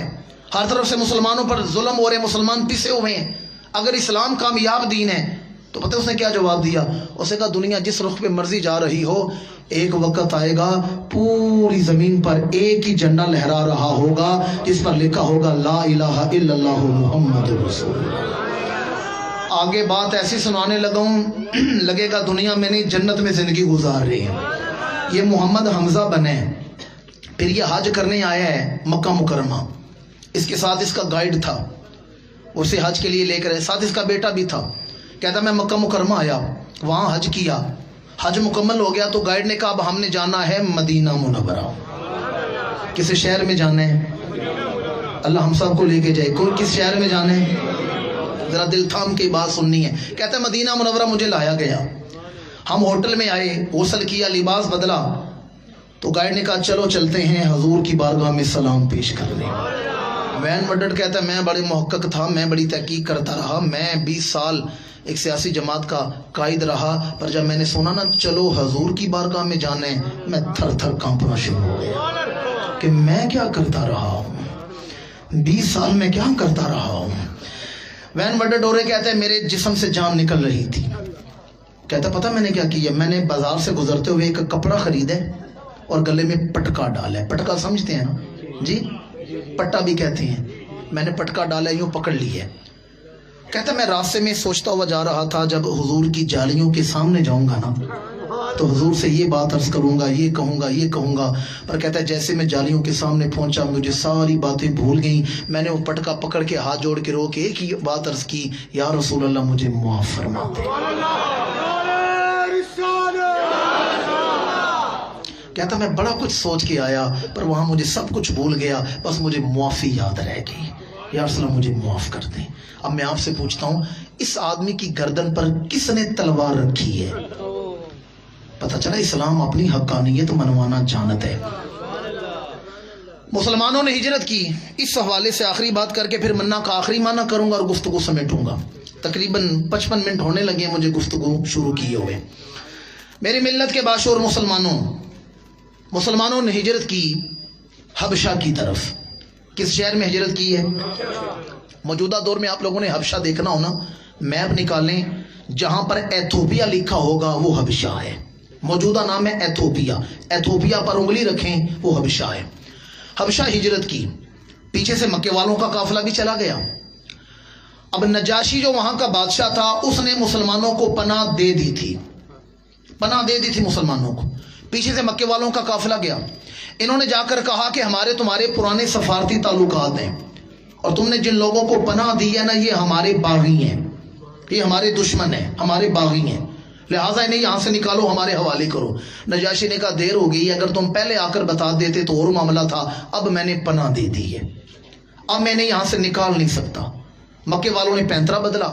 انہوں نے کہا تمہیں پتہ ہے یہ مسلمان ایک نیا دین کے پیروکار ہیں، ایک نئے نبی کو مانتے ہیں، ان کا تمہارے نبی کے بارے میں عقیدہ درست نہیں، یہ عیسیٰ کو اللہ کا بیٹا نہیں مانتے، ان کا تمہارے نبی کے بارے میں عقیدہ درست نہیں. آپ کی توجہ کا طالب ہوں. نجاشی نے مسلمانوں کو بلا لیا. اب دربار لگا ہے، بادشاہ بھی بیٹھے ہیں، وزیر مشیر بیٹھے ہیں اور پادری بھی بیٹھے ہوئے ہیں، گود میں انجیل لے کر پادری بھی بیٹھے ہوئے ہیں. نجاشی نے کہا مسلمانوں میں نے سنا ہے تم نے ایک نئے دین نبی کی پیروی شروع کر دی ہے، یہ بتاؤ تمہارا ہمارے نبی کے بارے میں عقیدہ کیا ہے؟ حضرت سیدنا جعفر طیار کھڑے ہوئے. حضرت علی شیر خدا کے بھائی ہیں جناب جعفر طیار، جن کے دونوں بازو اسلام پر قربان ہو گئے تھے. طیار کا مطلب ہے پروں والا. آپ نے دیکھا ہوگا 2 پروں والے جہاز کو بھی طیارہ کہتے ہیں. سیارے اور طیارے میں یہ فرق ہوتا ہے نا. تو پرندے کو بھی طیر کہتے ہیں عربی میں. امام الانبیاء نے فرمایا میں دیکھ رہا ہوں اللہ نے میرے جعفر کو 2 بازوں کی جگہ 2 پر عطا فرمائے ہیں جس پر وہ جنت میں پرواز کر رہا ہے. جعفر طیار کھڑے ہوئے. نجاشی نے کہا بتاؤ تمہارا ہمارے نبی کے بارے میں کیا عقیدہ ہے؟ اب جناب جعفر طیار کی فراست دیکھیں. آپ کھڑے ہوئے اور بڑے دربار میں آپ نے سورہ مریم کی تلاوت شروع کر دی. کس سورت کی تلاوت ہے؟ سورہ مریم کی تلاوت بڑے دربار میں شروع کر دی. جعفر طیار سورہ مریم پڑھ رہے ہیں، کاف ہا یا عین صاد، یہ سورہ مریم پڑھ رہے ہیں. بادشاہ بھی رو رہا ہے، وزیر بھی رو رہے ہیں، پادری بھی رو رہے ہیں. اس انداز سے تو انجیل میں مریم کی عزت نہیں بیان کی گئی جیسے اللہ کا قرآن بیان کر رہا ہے. اور یہ واقعہ قرآن میں بھی ہے. قرآن مجید 7ویں سپارے کی پہلی آیت میں یہ واقعہ ہے جو میں آپ کو سنا رہا ہوں. پہلی آیت میں یہ واقعہ ہے. وقت نہیں نا، بات سے بات اور طرف چلی جائے گی. حوالہ دے رہا ہوں قرآن مجید، گھر جائیں ترجمے والا قرآن اٹھائیں. 7ویں سپارے کی پہلی آیت یہیں سے شروع ہوتی ہے. جعفر طیار قرآن پڑھ رہے ہیں، بادشاہ بھی رو رہے ہیں، پادری بھی رو رہے ہیں اور مکے والے منہ اٹھا کر دیکھ رہے ہیں ہو کیا رہا ہے. مجھے پتہ ہے میں کیا بات کرنے لگا ہوں اور میرا موضوع کیا تھا، اسی طرف آ رہا ہوں. مکے والے ہونکوں کی طرح منہ اٹھا کر دیکھ رہے ہیں. جعفر طیار آیتوں پہ آیتیں پڑھتے جا رہے ہیں، پادری رو رہے ہیں، بادشاہ رو رہے ہیں، وزیر رو رہے ہیں. جعفر طیار نے سورہ مریم مکمل کی. بادشاہ نے 2-3 سوال پوچھے اپنے نبی کے بارے میں، یہ بتاؤ سوال پوچھے. اب بادشاہ جب سورہ مریم سن کے سوال سن چکا اپنی جگہ پر کھڑا ہوا. میری ساری تقریر بھول جائیں، کوئی گلہ نہیں، اس بات پر غور کریں گے. مجھے یقین ہے گھر جانے تک مجھے دعا دیتے رہیں گے جو بات کرنے لگا ہوں. بادشاہ نے سورہ مریم سنی، حضور کے متعلق سوال سنے، جواب سنے، اپنی جگہ پر کھڑا ہوا اور پتہ کہ آنکھوں سے آنسو بہ رہے ہیں. چشمے تصور میں دیکھیں ایتھوپیا کا بادشاہ حبشہ کا بادشاہ آنسو بہ رہے ہیں، رو رہا ہے اور کہتا ہے مسلمانوں اگر میں مدینے جا سکتا ہوتا تو میں محمد کے پیر دھو کے پیتا۔ سمجھے نہیں میں نے کیا کہا؟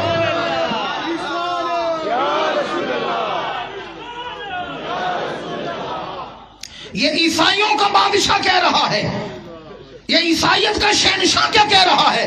کہتے اگر میں مدینے جا سکتا ہوتا میں محمد کے نالین سر پہ رکھتا، میں ان کے پیر دھو کے پیتا، اور میں ان کے نالین اس لیے نہ اٹھاتا مجھے دنیا کا کوئی عہدہ مل جاتا، میں ان کے نالین سر کا تاج اس لیے بناتا وہ اس قابل ہے ان کے پیر دھو کے پیے جائیں جن کے قدموں کا دھون ہے آب حیات۔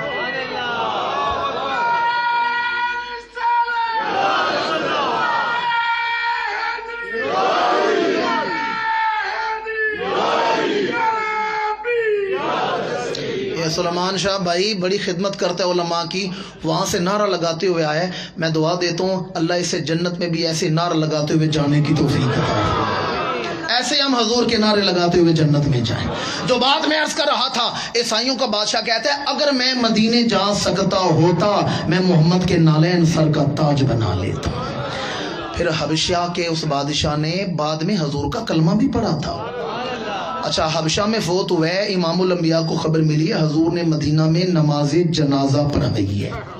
کون سی نماز ہے؟ نماز اور غائبانہ نہیں، حاضر کے سیغے میں پڑھائی ہے، حاضر کے سیغے میں۔ وقت نہیں نا بات اس طرف لے جاؤں، پتہ چلا حضور میت کو سامنے، بھائی قرآن ہے 7ویں سپارے کی پہلی آیت کیا ہے؟ جب وہ پادری اور بادشاہ سورہ مریم سن رہے تھے تو کیا کر رہے تھے؟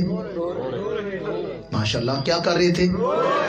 7واں سپارہ پہلی آیت ہے وَإِذَا سَمِعُوا مَا أُنزِلَ إِلَى الرَّسُولِ تَرَىٰ أَعْيُنَهُمْ تَفِيضُ مِنَ الدَّمْعِ۔ جائیں قرآن ترجمے والا اٹھائیں، خواجہ صاحب سے میرا نمبر لے لیں، اگر میرے ترجمے سے ہٹ کے کوئی ترجمہ کر دے ان علماء کا حق بنتا ہے میرا گربان پکڑ کے مجھے اسٹیج سے اتار دیں۔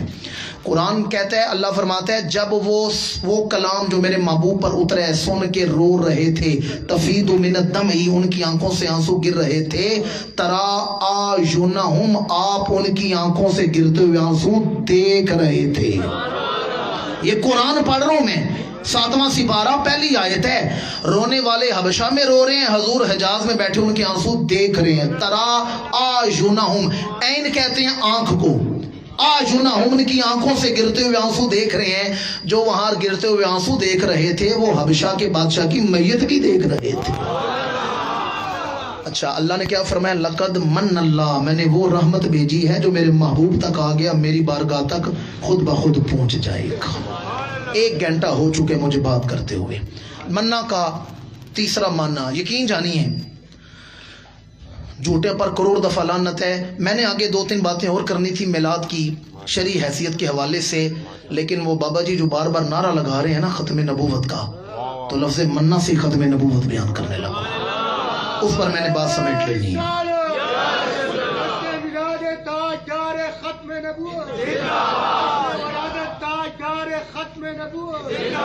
بابا جی کے اس نعرے نے مجھے مجبور کر دیا کہ اسی طرف گفتگو لے کے چلوں، اور یہ بھی منا کا معنی ہے۔ 2 معنی میں ترجمے کیے ہیں منا کے۔ ایک پہلا معنی ہے احسان کرنا۔ کیا کرنا؟ بھئی اگر مجھے نہیں آتی اس طرح نعت لہک لہک کے پڑھنا، آپ کو ساتھ لے کے چلنا، سر لگانا، تو پھر آپ مہربانی کر دیں سادہ بات میں میرے ساتھ شامل ہو جائیں۔ مجھے نہیں جو آتی تو جو مجھے آتا ہے اس میں ساتھ شامل ہو جائیں۔ جو بات میں عرض کر رہا تھا، منا کا ایک معنی احسان کرنا، دوسرا معنی کیا ہے؟ ماشاءاللہ، تیسرا معنی ہے رسا کاٹنا۔ رسا کاٹنا، یہاں بھی منا بولا جاتا ہے، کاٹ دینا، منقطع کر دینا۔ اگر یہاں منقطع کرنے کا معنی کیا جائے تو اللہ نے فرمایا لقد من اللہ علی المؤمنین اذ بعث فیہم رسولا، اللہ نے وہ رسول عطا کیا ہے جس کے آنے سے نبوت کا سلسلہ منقطع ہو گیا۔ نبوت کا سلسلہ، یہ ادارہ والے 12 روزہ کیا کر رہے ہیں؟ میلاد منا رہے ہیں نا جی، چلے میلاد سے ختم نبوت بیان شروع کر دیتا ہوں۔ ہمارے آقا کریم کی جلوہ گری ہوئی 12 ربیع الاول کی صبح، عام الفیل 571 عیسوی 22 اپریل 4 جیٹھ سوموار کا دن، جبل ابی قبیس کا دامن، سیدنا عبداللہ کی رشک جنت کچی کوٹڑی، اور سیدہ آمنہ کی گود مبارک. جب سورج نکلا نا تو مکے کی گلیوں میں ایک یہودی عالم پھر رہا تھا. تورات کا عالم جو تاجر تھا, بزنس مین بھی تھا اور عالم بھی تھا. وہ مکے کی گلیوں میں پھر رہے, لوگوں سے کہتا ہے یہ بتاؤ کل رات کسی کے ہاں بچہ تو پیدا نہیں ہوا؟ لوگوں نے کہا جناب عبد المطلب کو اللہ نے پوتا دی ہے. آ گیا دروازے سیدہ آمنہ پر. جناب عبد المطلب سے ملاقات ہوئی, کہنے لگا مجھے اپنے پوتے کی زیارت کروائیں. جناب عبد المطلب اندر کے سفید مخملی کپڑے میں لپیٹ کر حضور کو لے کر آئے ہیں. حضور کو لے کر آئے ہیں. اس یہودی عالم نے امام الانبیاء کا چہرہ دیکھا, پھر حضور کی آنکھیں دیکھی, پھر کہنے لگا عبد المطلب ذرا مجھے اپنے پوتے کی پشت بھی دکھائیں. کیا دکھائیں؟ پشت دکھائیں. جناب عبد المطلب نے امام الانبیاء کی پشت مبارک سے کپڑا ہٹایا. جیسے یہودی نے حضور کی پشت دیکھی غش کھا کے زمین پہ گر گیا. عبد المطلب اندر کے امام الانبیاء کو سیدہ کے پہلو میں لٹا کر باہر آئے, پانی چھڑکا. وہ یہودی عالم جو بزنس مین تھا, تاجر تھا, اٹھ کے بیٹھا. فرمایا تیرا جب معاملہ ہے لوگ نو مولود بچے کا چہرہ دیکھتے ہیں اور تو نے پشت دیکھی اور غش کھا کے کیوں گرا ہے؟ اسے کہا مبارک ہو عبد المطلب, آپ کا پوتا اللہ کا آخری نبی بن کے دنیا میں آیا.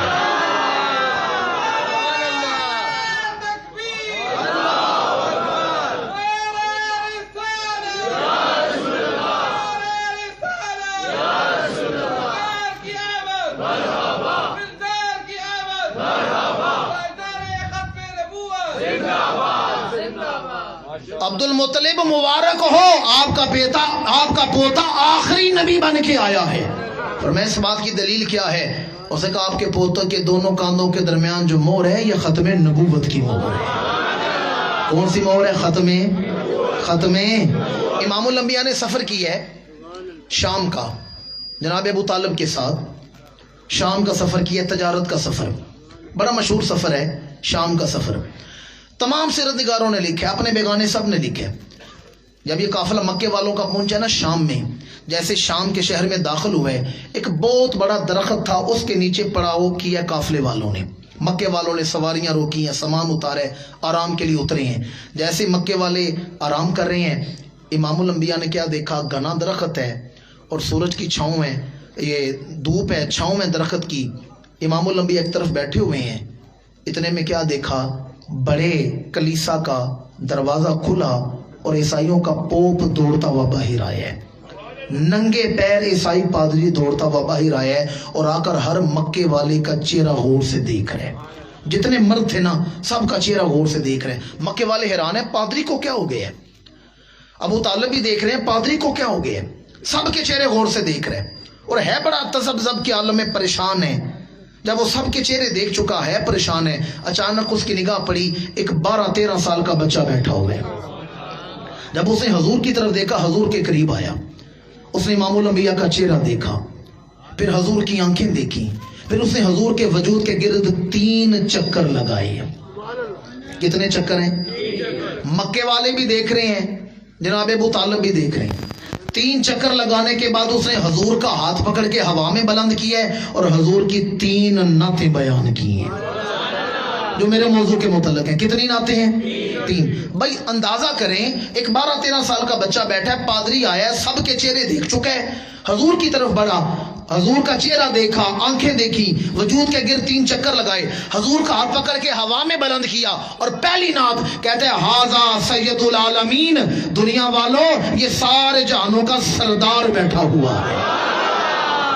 عیسائی پادری کہہ رہے ہیں ہاذا سید العالمین, ہاذا رسول رب العالمین, یبعث اللہ رحمت للعالمین, یہ سارے جہانوں کا سردار بیٹھا ہوا ہے, یہ سارے جہانوں کے پالنے والے رب کا رسول بن کے آیا ہے. اور اللہ نے بچے کو خالی ہاتھ نہیں بھیجا, سارے جہانوں کی رحمت بنا کے دنیا میں بھیجا. 3 نعتیں بیان کی.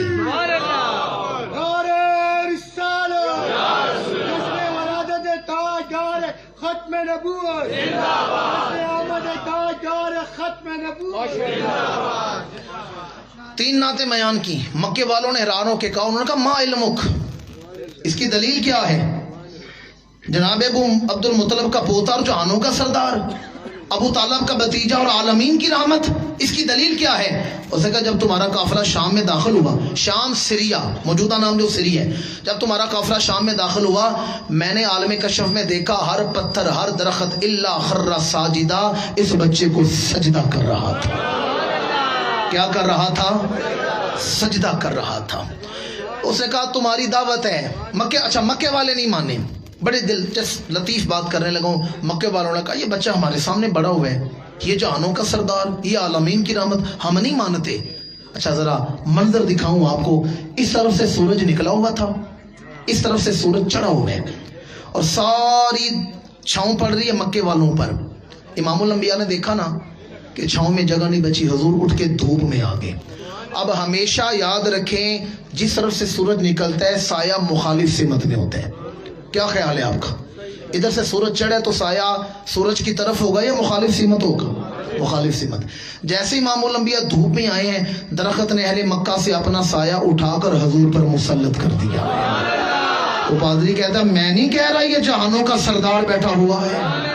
پھر جناب ابو طالب سے کہنے لگا کل آپ کی دعوت ہے میرے ہاں، اس کی رہائش کلیسا کے اندر ہی تھی، کل آپ کی دعوت میرے ہاں ہے، سب کو لے کے آنا ہے۔ اگلا دن آیا، سارا قافلہ جانے لگا۔ امام الانبیاء نے کہا چچا کوئی بندہ سامان کے پاس بھی بیٹھنا چاہیے، میں سامان کے پاس بیٹھتا ہوں، آپ چلے جائیں۔ آپ نہیں غور کر رہے میں کیا کہہ رہا ہوں؟ حضور امام الانبیاء اعلان نبوت سے پہلے بچپن میں بھی کبھی غیر مسلموں کی عبادت خانے میں نہیں گئے۔ اچھا یہ قافلہ اندر گیا ہے، اس کے نوکر خادم کھانے لگا رہے ہیں، دسترخوان پر کھانے لگا رہے ہیں، تو پادری نے کہا ابو طالب وہ آپ کا بھتیجا کدھر ہے؟ وہ جس کے بارے میں میں نے پیش گوئی کی تھی، وہ بھتیجا کدھر ہے؟ کہا وہ سامان کے پاس بیٹھا ہوا ہے، وہ نہیں آیا۔ تو پادری مسکرا کے کہتا ہے جس کے لیے میں نے دعوت بنائی ہے اسے تو لے کے نہیں آئے، اور جو طفیلی ہے وہ سارے آگے ہو کھانا کھانے کے لیے۔ جس کے طفیل تمہیں کھانا ملنا تھا، جس کے لیے دعوت بنائی ہے اسے لے کے نہیں آئے اور باقی سب کو لے کے آگے ہو۔ اس نے کھانا دیا، جناب ابو طالب کا ہاتھ پکڑ کے الگ کمرے میں لے گیا، تحفے دیے، نظر پیش کی اور کہنے لگا اس بھتیجے کو لے کر آگے نہ جائیے گا، آگے یہودیوں کی بستیاں ہیں اور یہودی اپنی کتابوں میں آخری نبی کی نشانیاں دیکھ چکے ہیں، کوئی اس بچے کو نقصان نہ پہنچا دے۔ آپ کا بھتیجا آخری نبی بن کے آئے ہیں۔ جناب ابو طالب نے کہا اس کی دلیل کیا ہے؟ اس نے کہا جب میں نے آپ کے بھتیجے کے وجود کے گرد 3 چکر لگائے تھے تو میں نبوت کی نشانیاں دیکھ رہا تھا، میں نے چہرہ دیکھا، آنکھوں میں سرخ ڈورے نشانی ہے، وہ ڈورے بھی میں نے دیکھے، مکھ چند بدر شاشانی ہے، متھے چمک دی لاٹ نورانی ہے، کالی زلفت اکھ، کالی زلفت اکھ۔ اچھا بات آ گئی ہے تو میں کر دیتا ہوں، ورنہ خواجہ صاحب جانتے ہیں میں ایک ہی مضمون پر بات کرنے کا عادی ہوں۔ امام الانبیاء نے حضرت علی شیر خدا کو یمن میں بھیجا تھا، کچھ عرصہ کے لیے حضرت علی یمن میں قاضی بن کے رہے ہیں۔ تو وہاں ایک دن حضرت علی شیر خدا کے پاس نا ایک عیسائی آ گیا ہاتھ میں انجیل اٹھا کر، کہنے لگا ذرا مجھے اپنے محبوب کی تعریف سناؤ، کیا تعارف ہے تمہارے رسول کا؟ حضرت علی نے بیان شروع کیا، کہنے لگا ذرا مجھے اپنے محبوب کا حلیہ بتاؤ۔ حضرت علی شیر خدا نے حضور کا حلیہ بتایا کہ امام الانبیاء کا چہرہ اقدس کیسا ہے، گردن مبارک کیسی ہے، چال کیسی ہے، رفتار کیسی ہے، گفتار کیسی ہے۔ حلیہ بیان کرتے کرتے کرتے جب حضرت علی حضور کی آنکھوں پر پہنچے تو وہ پادری کہنے لگا علی ٹھہر جائیں، سارا حلیہ آپ نے بیان کر دیا ہے، آنکھوں کا حسن میں بیان کر دیتا ہوں، آنکھوں کا حسن میں بیان کر دیتا ہوں۔ حضرت علی نے فرمایا تجھے کیسے معلوم ہے؟ اس نے کہا پہلے بتا دیں، میری صلاح کر دیں میں بات ٹھیک کر رہا ہوں یا نہیں، یہ بتائیں آپ کے محبوب کی آنکھیں بڑی ہیں؟ فرمایا ہاں بڑی ہیں۔ اس نے کہا یہ جو آنکھوں میں سفیدی کا حصہ ہے وہ انتہائی سفید ہے؟ فرمایا ہاں سفید ہے۔ کہتا ہے اس میں سرخ ڈورے بھی تیرتے رہتے ہیں؟ فرمایا ہاں ڈورے تیرتے رہتے ہیں۔ اس نے کہا یہ بتائیں جو آنکھوں میں سیاہ پتلی ہے وہ انتہائی سیاہ ہے؟ فرمایا ہاں انتہائی سیاہ ہے۔ اس نے کہا باقی بات بعد میں ہوگی، پہلے مجھے بھی کلمہ پڑھا کر اس محبوب کا غلام بنا۔ حضرت علی نے کلمہ پڑھایا، فرمایا تو تو کبھی گیا نہیں مدینے، حضور کو دیکھا نہیں، یہ جانتا کیسے ہے؟ اس نے کہا یہ سارا حلیہ میری مذہبی کتاب میں لکھا ہوا تھا کہ اللہ کے آخری نبی کا یہ حلیہ ہوگا۔ میں نے کہا سارا حسن آپ نے بیان کی ہے، آنکھوں کا حلیہ میں بیان کر دیتا ہوں، میں گواہی دیتا ہوں محمد بھی سچے ہیں، ان کا بھیجے ہوئے علی شیر خدا بھی سچے ہیں۔ وہاں بھی وہ عیسائی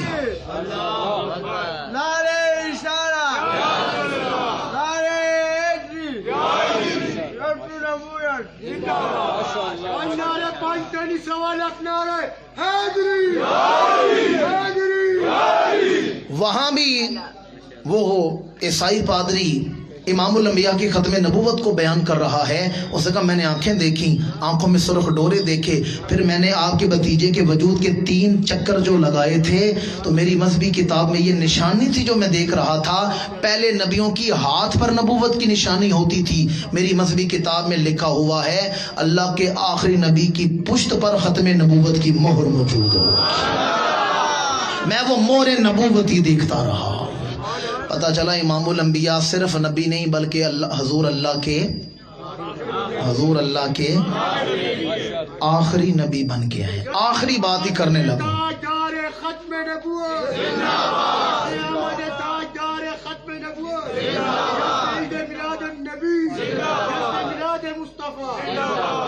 बस मैं भी आखिरी बात ही करने लगा हूँ जिस पर मैंने गुफ्तगू समेटनी है खत्म नबूवत के हवाले से। अच्छा, अभी मैंने बयान किया है लोग आज खत्म नबूवत को लेकर और तज़ब्ज़ब का शिकार हैं और उम्मत में फितना डाल रहे हैं। इमामुल अंबिया की विलादत के दिन अकीदा खत्म नबूवत बयान हुआ या नहीं हुआ? बोलते नहीं। अभी मैंने आपको बात सुनाई है। चले ये तो विलादत है ना, चले इससे पीछे चलते हैं।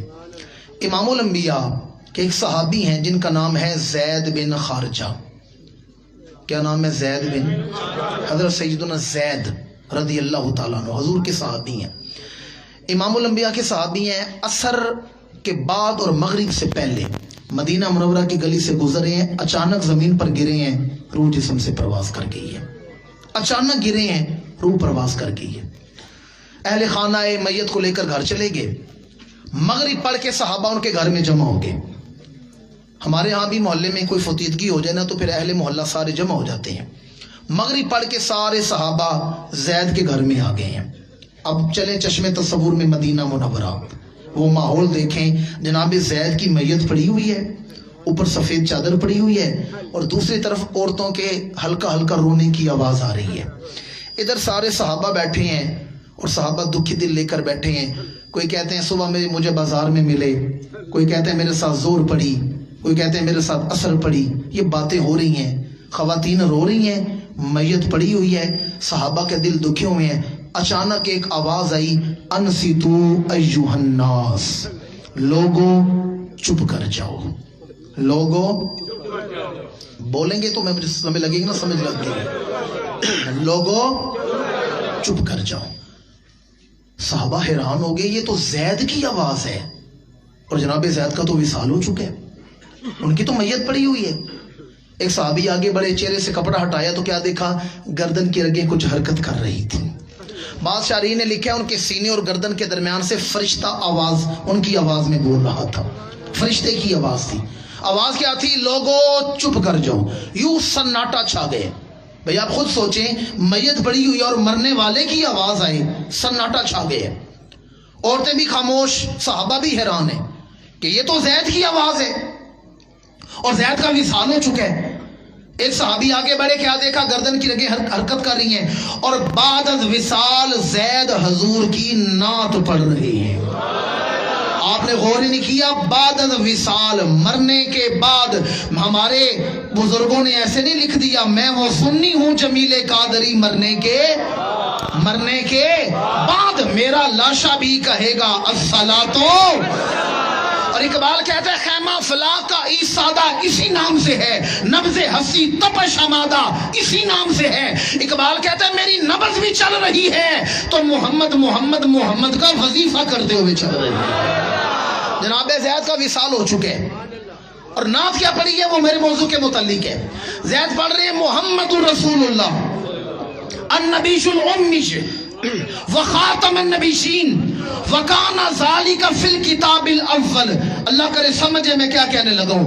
वकाना ज़ालिका फिल किताबिल अव्वल, विसाल के बाद, मरने के बाद ज़ैद कहते हैं मोहम्मद अल्लाह के रसूल हैं, उम्मी लकबी पैगंबर हैं, वखातमन नबीशीन और सर पे खत्म नबूवत का ताज पहन के आए हैं। वकाना ज़ालिका फिल किताबिल अव्वल, और अल्लाह ने इस बात को उस किताब में लिखा है जिसे अल्लाह ने सबसे पहले तख्लीक फरमाया था, जिसे अल्लाह ने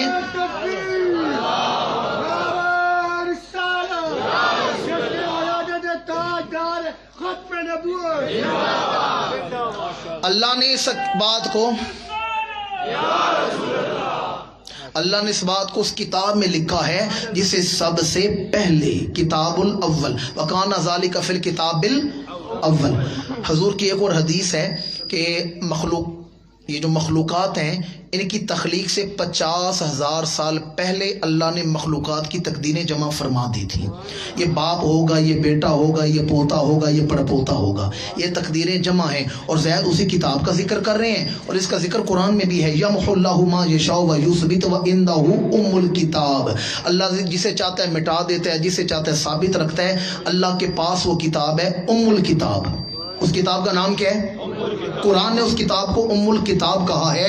اس میں میری اور آپ کی تقدیریں ہیں کائنات بنانے سے 50,000 سال پہلے. زید اس کتاب میں ختم نبوت بیان کر رہے ہیں. پتہ چلا ابھی کائنات، لوگ آج بحث کر رہے ہیں ختم نبوت پر، ابھی کائنات بنی نہیں تھی. اللہ نے پہلی کتاب میں عقیدہ جمع کر دیا تھا آمنہ کا لال آخری نبی بن کے دنیا میں جلوہ کر. میں ختم نبوت شروع کر دوں نا تو مجھے 1.5 گھنٹہ اور لگ جائے گا بات کرتے ہوئے.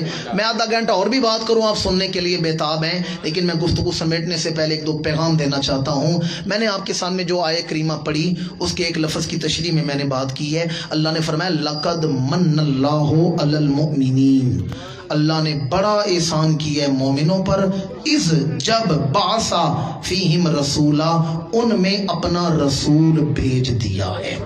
منا کا ایک معنی ہے احسان، خالی احسان نہیں، بہت بڑا احسان.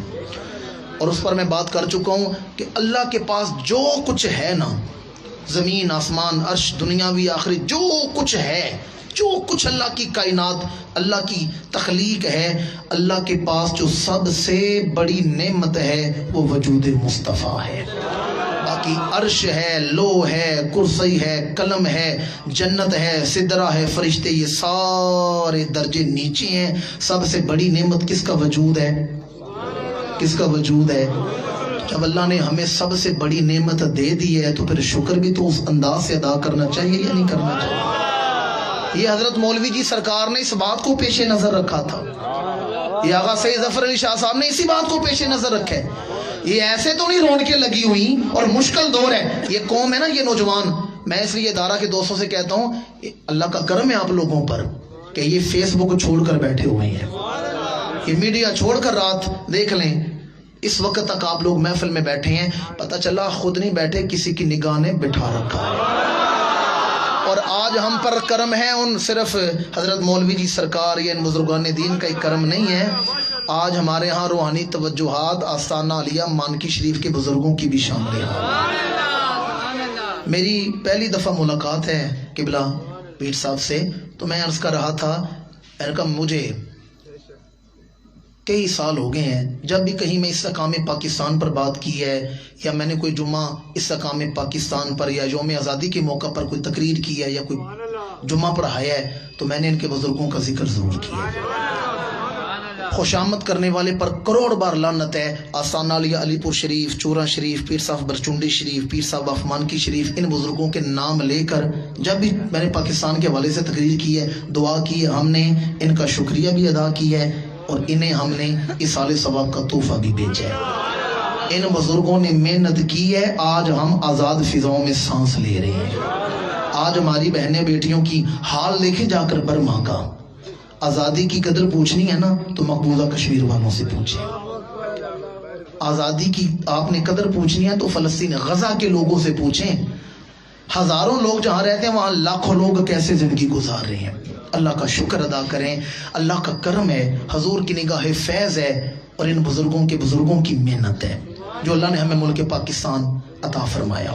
میں جو بات عرض کر رہا تھا، ان حالات میں اس طرح کامیاب جلسے کرنا، محرم ہو، ربیع الاول ہو، ربیع الثانی ہو، سالانہ ختم نبوت کانفرنس، دیگر اور جو ہیں جلوس ہوں، محفل ہوں، دیگر جو معمولات ہیں ادارہ کے، یہ پتہ چلتا ہے کہ پیچھے کسی مرد شب زندہ دار کی توجہ کام کر رہی ہے.